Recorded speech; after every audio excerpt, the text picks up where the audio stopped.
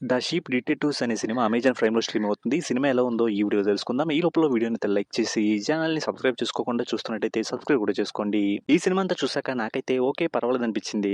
సినిమాలో గొర్రెలన్నీ కలిసి ఒక మర్డర్ కేస్‌ని సాల్వ్ చేయడం అనే పాయింట్ అయితే ఇంట్రెస్టింగ్‌గా అనిపించింది.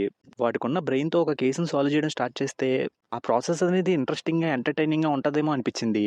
కాకపోతే సినిమాలో ఉన్న కేసు, దానికి సంబంధించిన ఇన్వెస్టిగేషన్ అయితే పెద్దగా ఇంట్రెస్టింగ్‌గా ఉన్నట్టు అనిపించలేదు. సినిమాలో ఈ గొర్రెలు మేపుకుంటూ ఒక అతను ఉంటాడు. అతను సడన్‌గా చనిపోతాడు.